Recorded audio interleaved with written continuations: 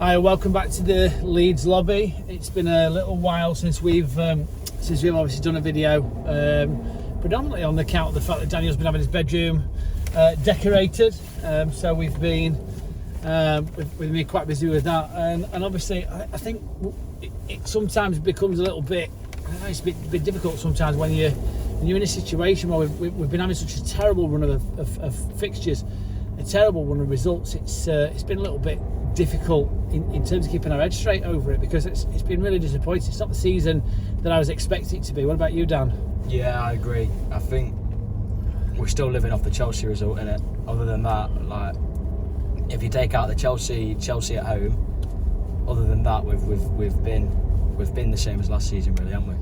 Yeah, and I think the Chelsea game it almost felt like a little bit of a fresh dawn, because we'd been so long under Bielsa towards the back end where we were struggling, and then all of a sudden we looked like we were actually turning the corner. We were beginning to get behind Marsh and think to ourselves, perhaps his pressing football does something.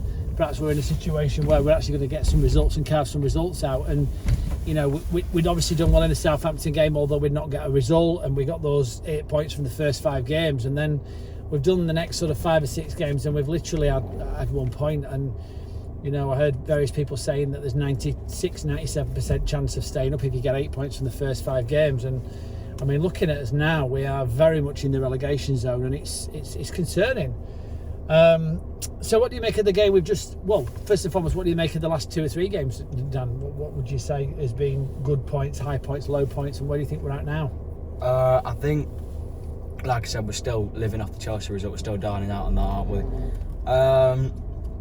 And you take that out, we've been pretty poor. Low.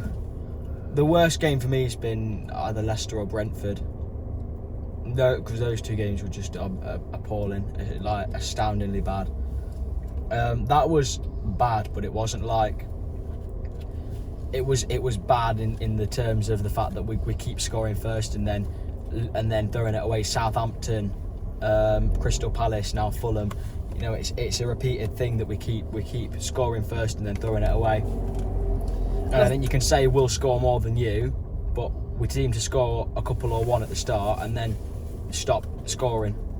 And I think what's been really difficult about this sort of run of events has been the way in which we played against Arsenal. I mean, had a little bit of a break, and I mean, I don't think it's unfair to say we completely and totally outplayed Arsenal. We battered them, and the only thing that really kept them in the game was the goalkeeper. And the point at which where we almost felt as Leeds fans like we'd gained a victory or we'd gained some kind of result, because we played against a team that it's in its pomp, that's top of the league, and we just didn't let up. And to be honest with you, it made me think, and I think I heard a few Leeds fans saying, and myself included, if we continue to play like this, we'll be safe and we'll stay up. And that was kind of the feeling that we can get behind this system now, because we can see we've played against Chelsea.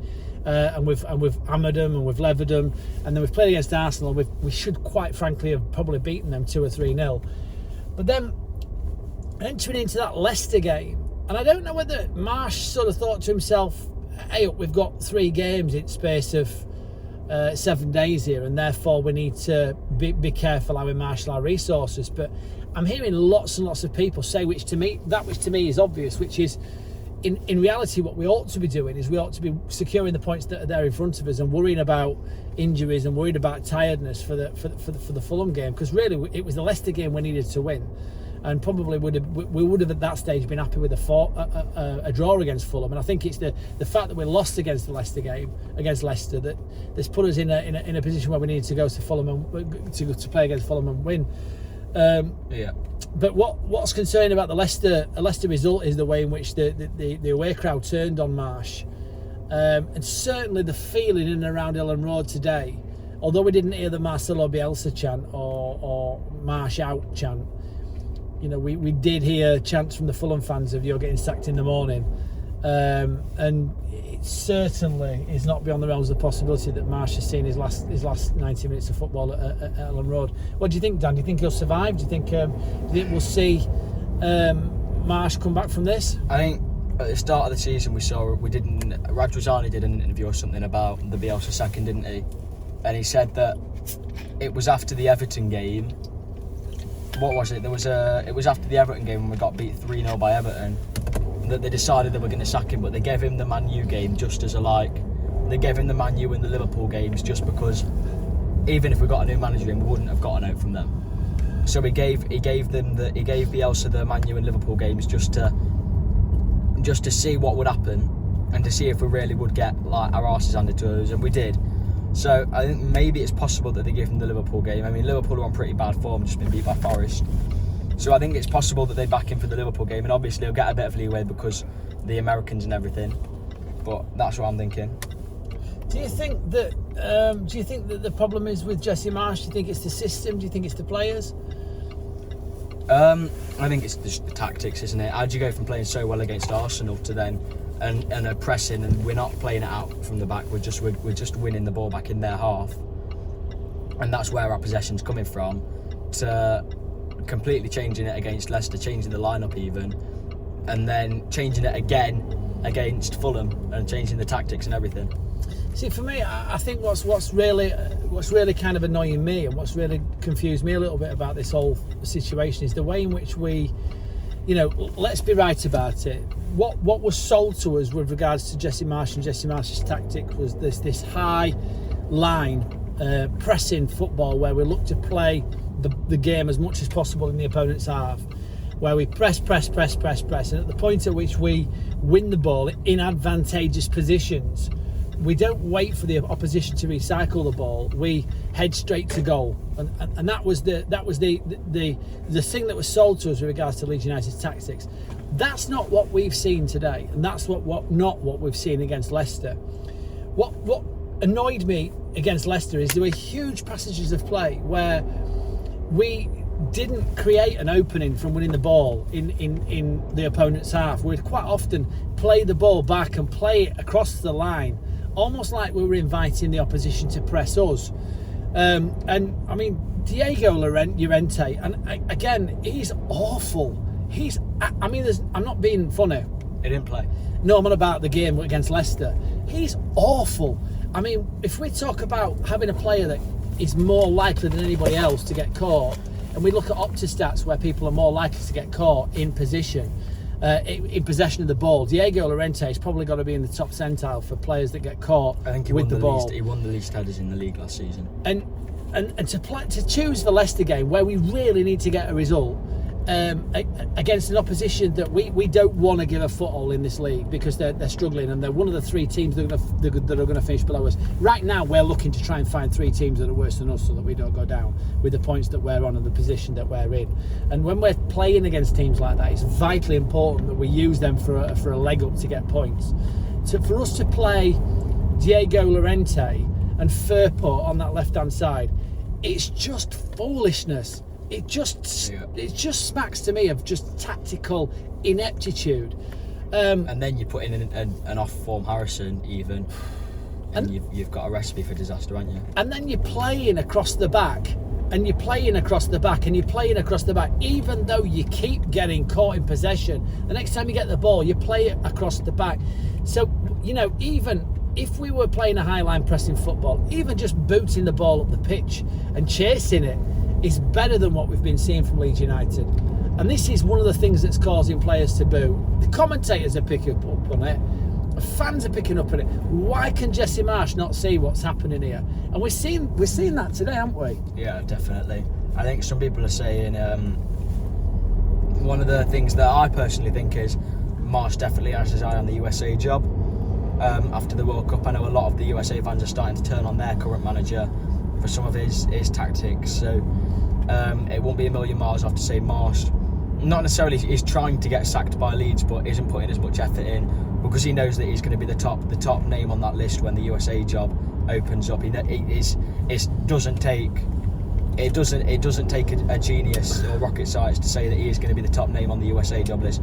Another thing is people are saying that he's been paid out by the 49ers to take us down, and then to make the takeover cheaper if we go down because the club's value will decrease. He's his job is to decrease the club's value for when the payout happens. I don't think that that's the case, but that's what a few people are starting to say.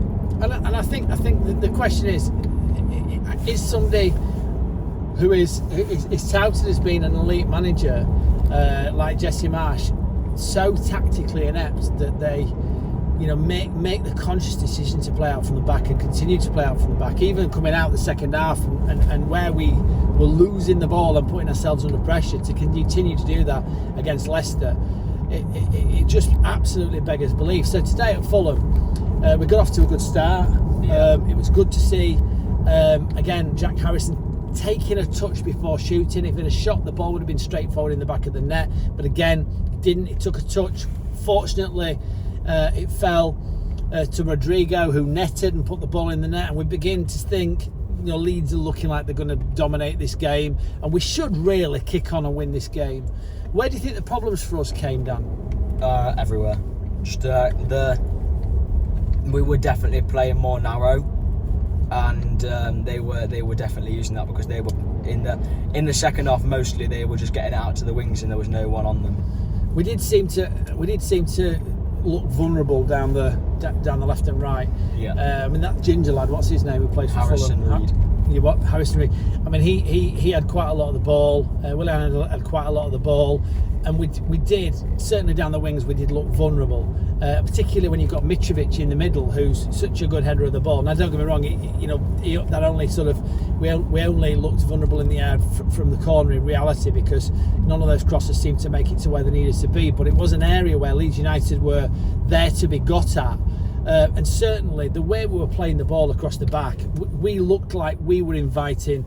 And the worst thing is, for a side that's supposed to be a pressing side, where Fulham were doing the same and playing the ball across the back, Leeds seemed loath to chase the ball down.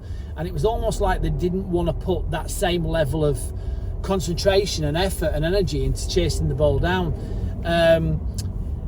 Again, Sinisterra does, for me, look like a player that when he's got the ball at his feet, things are going to happen. Yeah. He seemed to be in acres of space on that left-hand side so often when the ball could have been switched to him. Yeah. And yet he didn't. He stopped get putting the ball. effort in at one point. No, he stopped putting the effort in, and he started he was offside like most of the time he was on the pitch, because he wasn't running back. Yeah, and I don't know whether he looks like we'll probably find he's picked up an injury to his foot. It looks like he may have picked up some kind of metatarsal injury. I hope he hasn't, but certainly from where we were sitting up in that east stand, it looked to me like he's picked up some sort of injury. He was limping at one point. He came on, then he came off, then he came back on. I didn't think he was going to start the second half, although we did start the second half. But again, just a really, really lacklustre performance from Leeds. Just an observation as well that we have signed injury-prone players, and I'm not saying I know we haven't had many injuries this season, maybe Forshaw, Dallas, but you've gone and signed a bunch of injury-prone players. You've signed Rocker, who got signed by Bayern Munich, who was going to get in the Spain team, then he got injured and he was out for 6 months. You've signed Sinisterra, who was in the Feyenoord first team playing in the Europa League, and then he got injured and was out for nearly a year, I think. You signed Tyler Adams, it's the same story, but he got injured and he was out for 3 months. We have signed some injury-prone players, and that is a really, really good point, and a point that I've not heard anybody else make. I mean, it's almost like we're wanting people to keep Bamford company. Yeah. And it's fine. Yeah. Bamford still doesn't look 100% on his game. I don't really think he had much of a chance on goal. Good to see Somerville getting his first goal. That is encouraging. Yeah. And Joffrey got an assist. But again, when we're bringing Joffrey on with 10 minutes to go, I'm thinking, what's the point? What's the point? We feel like we're not going to root back into the game. And Fulham looked like they were more likely to score than us. Certainly in that last sort of quarter of the game, I would say. And the annoying thing is that Leeds dominated for huge sections of that game where we were peppering their goal, but we don't seem to be able to stick the ball away. Again, it's threading the eye of the needle with the passes, isn't it? Yeah, but one thing that sort of begs the question: is this Marsh's fault? Is this the team's fault? Is this the board's fault? The situation that we're finding ourselves in now, who is to blame? it's the board's fault in the fact that we didn't go and sign a left back, a striker, even a centre back. John Egan from Sheffield United was linked on deadline day, and I'd have taken him over Llorente anyway. So the fact we didn't go and get Gakpo earlier in the window when he was presented as an option. We didn't go for Bamba Dieng earlier, and then it's Marsh's fault in the fact that he's not making do with what he's got. And you can't say that if we had a striker, then we would be pushing for top four, because it's just having a striker wouldn't have saved us from the Brentford game. Having a striker wouldn't have saved us from probably the Everton game or the Aston Villa game. You know, it'd have gotten us a point against Arsenal maybe, and I think maybe against Palace. But other than that, it wouldn't have.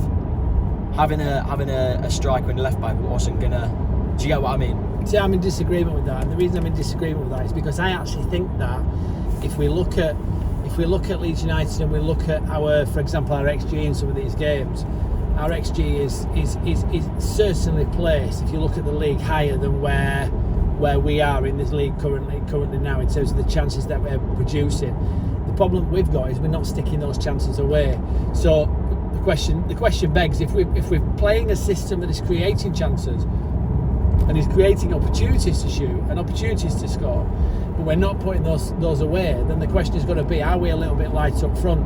And I think to rely on Bamford, who, let's be right about it, if we look at the amount of time that Bamford has been at Leeds, it was in the Championship, and even in the Championship, even when he was fit, there were huge patches of play and huge runs of games where it just didn't look like he could eat a cow's ass with a banjo, quite frankly.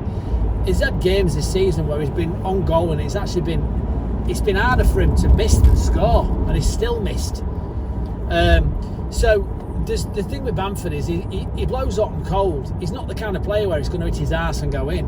He's either going to have a run of games where he's going to get himself into a confident position where you expect him to score week in, week out, or it doesn't matter how good a chance it's going to be, he's just not going to stick it away. I mean, like I heard on the Square Ball, they were saying that Bamford didn't have a clear-cut opportunity in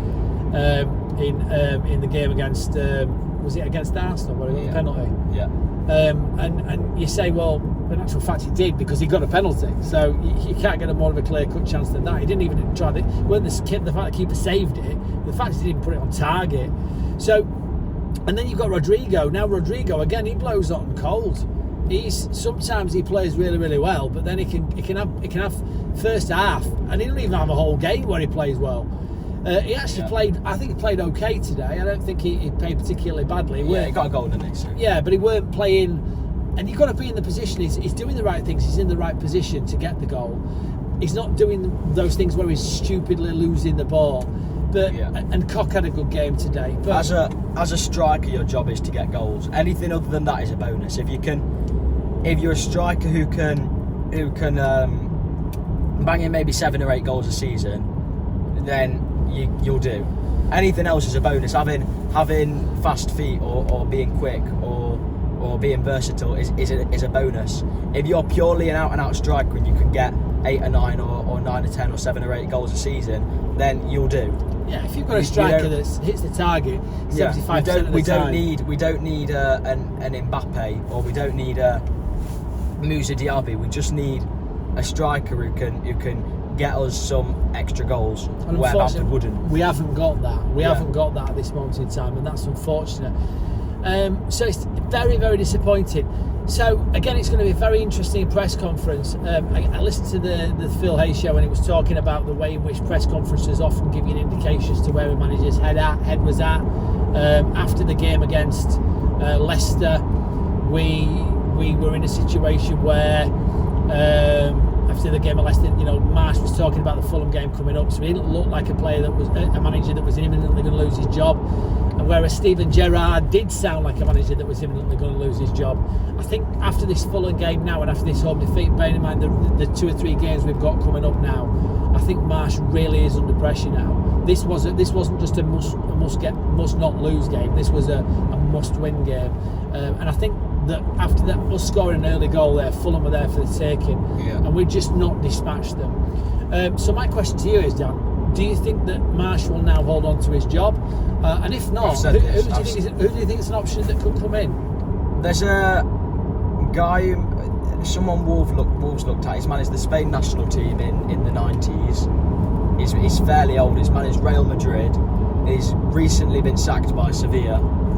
He was on Wolves' shortlist. I can't recall his name. People will know who he is though, because he's getting a lot of talks at the minute. Pochettino would be on the list for me. If we offer him some like mental money, obviously he's a Bielsa disciple. And maybe Nuno Espirito Santo, the Wolves manager. He's an attacking manager. He's more into a five at the back though, so that could be interesting to see how that would work. But he loves his wing backs and his five backs. So yeah, I think top of my list would be Pochettino. But Fabrizio Romano's recently said he's only going to consider top clubs. So we'll see. And I know Villa are currently in for. Sounds like Villa are in for Marcelo Bielsa. Yeah, apparently he's at the top of the list, Marcelo Bielsa. But I'm not sure he would go to Villa. I'm not sure. I mean, obviously, with Barcelona, he has to believe in the actual project itself. So, in hindsight, do you think bringing Marsh in has been a good decision for the board? Yeah, because it kept us up, didn't he? He kept us up. That was his job, wasn't it? Everyone's saying now that he's not a good manager, which I think he's fairly clueless most of the time. Personally, I've really lost trust in him. Yeah, but he kept us up. It seems to be even if we sack him now, we need to respect the fact that he kept us up, and we still need to put some respect on his name. It seems to be the game management that we're lacking. I mean, we talk about that early Southampton game where we made changes that effectively cost us the game. Well, we didn't make changes early enough, in actual fact, and unfortunately, you know, where with Marsh, it seems to be that his managerial decisions in terms of who he brings on changes the game, like bringing Click on he was in that first game. And then the next game, he gets it completely and totally wrong and doesn't make changes when he perhaps ought to have done. Yeah. We seem to go from game to game. We play against Arsenal and completely and totally batter them. And then with the game after, it's like we're a completely different side. There's no consistency about this side, and I don't know what it is about this side that's lacking consistency. We start scoring goals from free kicks and going about how Mike Jackson's taking all the free kick training and we've put special emphasis into it. And then for about 3 games afterwards, we can't beat the first man from a corner. It's just, you don't know what you're going to get from Leeds. Conceding from free kicks as well. We conceded from a corner and a indirect free kick today. Yeah. Again, so it's also the conceding from the free kicks. So where is that we're going to get better at free kicks? Where's that gone? Where's it gone? It's just suddenly disappeared. So this is the thing, you don't know what you're going to get with Leeds. You never know whether you're going to get the team that's going to come out and overrun teams for 90 minutes or you're not. Cooper for me, just quite frankly, I mean, I know he pulls off some great tackles this time, but I'll be honest with you, I don't think his distribution's good enough. They need another centre back. Llorente is awful. He's awful. He looks like Forrest Gump as a child, you know, with the stirrups on. And he gets the ball and he just gets caught out time after time after time after time. Firpo is not good enough. Stroik should be playing at centre half with Koch, but unfortunately we don't have a proper left back who's good enough in the team, which is appalling. I think Rocker and Tyler Adams is working. I think Aronson for me and Harrison are always going to provide something.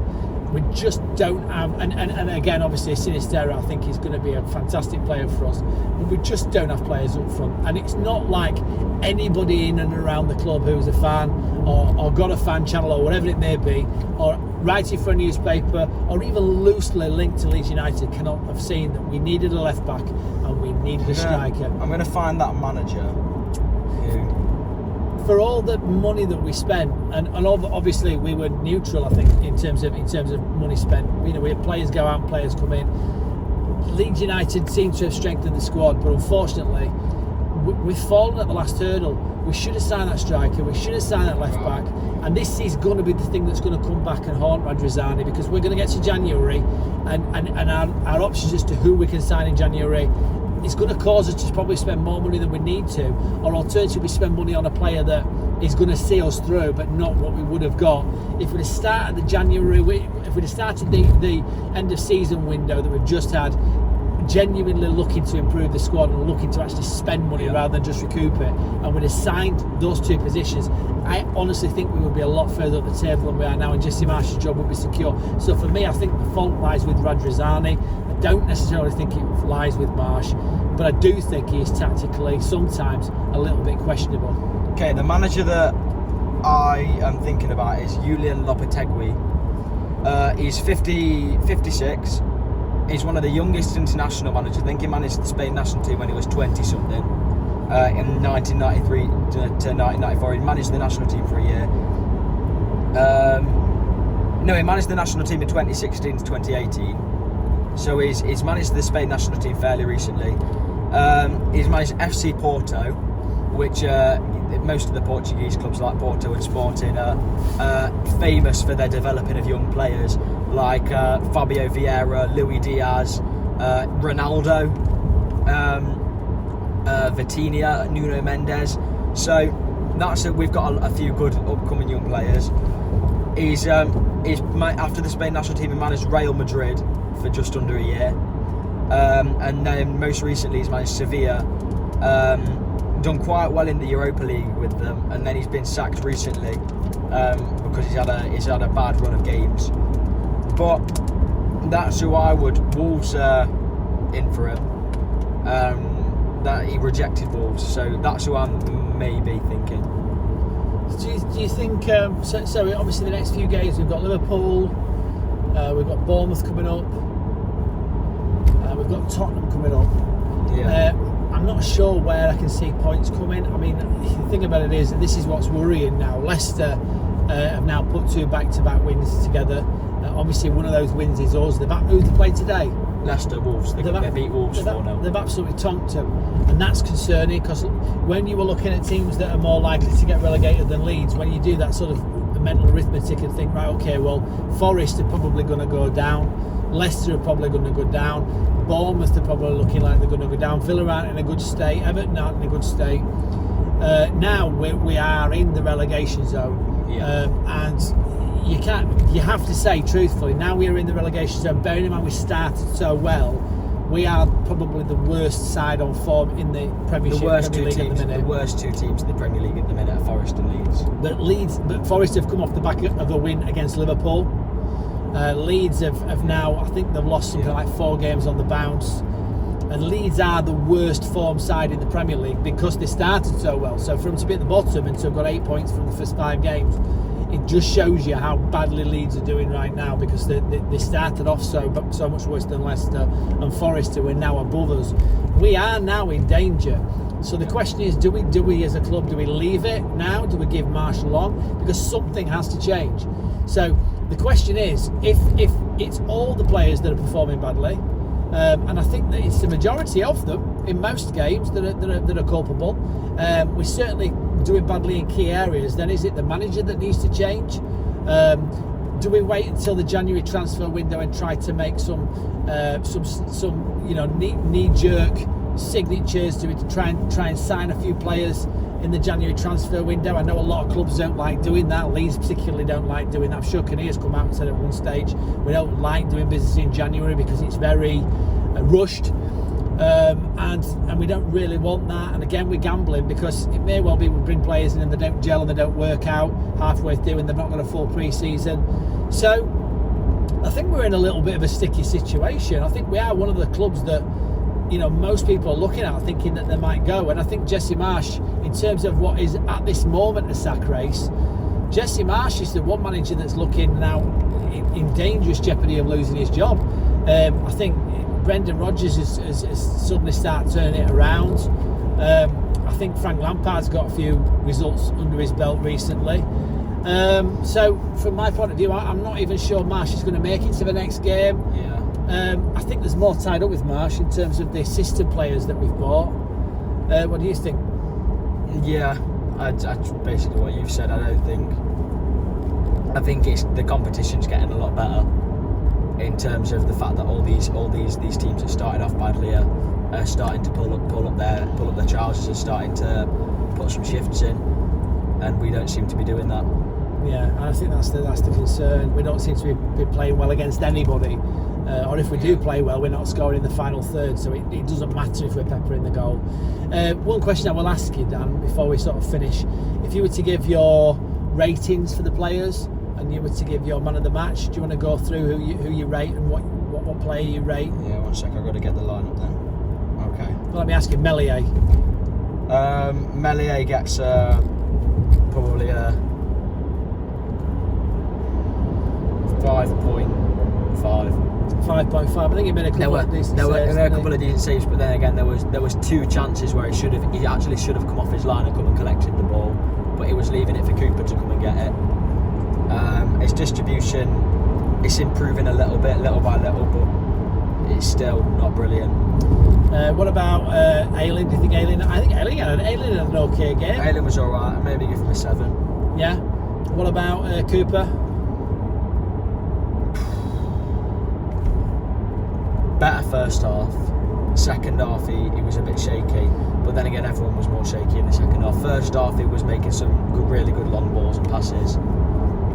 Maybe give him a 6.5. I think Cooper, to me, seems to always look to recycle the ball and play the ball across the back line. Doesn't seem to be capable of playing the ball forward. I would argue with the first half, he was making some really good forward passes. Okay, fair enough. What about Cock? I'd give him a. I didn't really see much of him. He didn't really do much personally. I think he made a couple of decent challenges. Give him a 7.2. Yeah, I think for me, Cock looked okay. Certainly played better than he did against Leicester, because he had an absolute nightmare against Leicester. Yeah. Strike, I'd give him a 7.5. His Strike's week in, week out, one of our top performers. He's just better than Firport. I'd love to see him for an extended length of time at centre half alongside Cock. I really would. I think most people think that they're our best centre half pairing that we've got. Yeah. What about Rocker and Greenwood. Rocker and Greenwood, what do you reckon? Greenwood was playing out of position for starters. He was playing defensive midfield with Rocker. He was playing in a pivot with Rocker, so I don't think that helped him, but I don't think he was brilliant. I'd just give him a 6. I think Rocker looks okay going forward, didn't he, as well? Rocker's balls were good. I'd give him a 7.5. Sinisterra? 7. He just cuts the mustard this game, really. He doesn't. Yeah, he looks dangerous for Leeds, but again, at times he looked like he just wasn't there in his head to put. Yeah. You know, I don't know whether he picked up an injury early on. He played with an injury for the first half, but it just didn't look like he was putting a shift in at times. Switched off. Aronson, I'd give him an 8. He was probably best player on the pitch, really. Yeah, Aronson again. He's just always there. He's always working, always picking stuff up. Yeah. What about the other side? Harrison.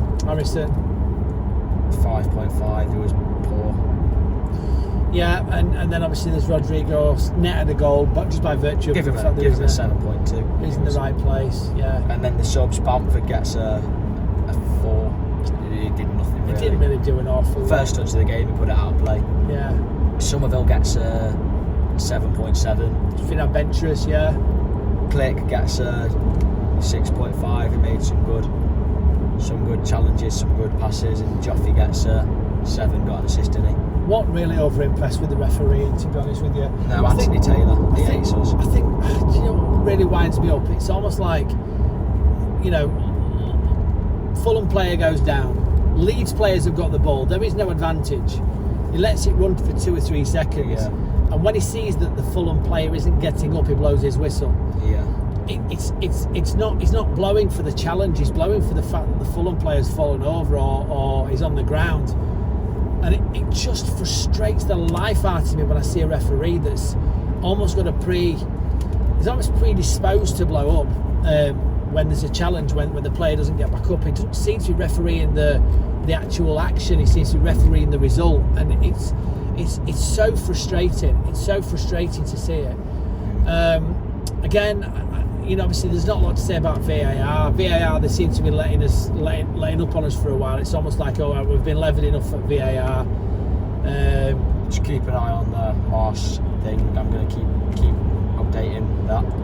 Anybody else looked back at the Arsenal game and saw where Bamford supposedly pushed the player in the box, when he basically just stopped in front of him, turned around and watched Bamford run into him, and then you could actually see what the referee was looking at on that VAR monitor, and you could see the compilation clip that was designed specifically to look like Bamford had pushed him over. Bearing in mind it started at the point when Bamford made contact with him, and you just know that somebody somewhere is making those decisions, and he's somebody that is not he's not been held to account over it. So yeah, I'm not really happy about refereeing decisions. I think that we probably could have another couple of points on the board if those refereeing decisions had been slightly better. But I do think the refereeing gods, or whoever's at the top echelons of refereeing, have decided that Leeds United are going to go down, and they're going to do all they can to bring us down.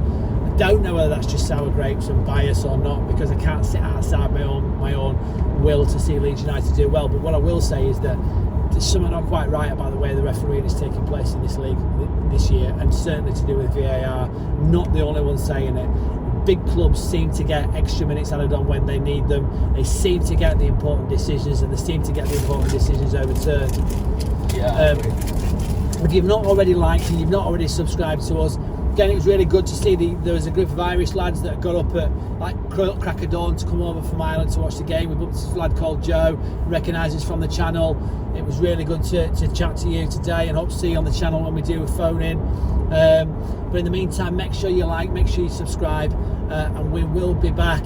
We'll do a pre-match for the upcoming match, and I dare say there'll be some news as to whether. Sorry? For the Liverpool game. For the Liverpool game, yeah. What did I say?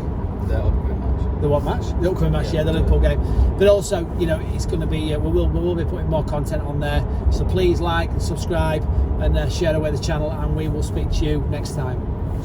Bye.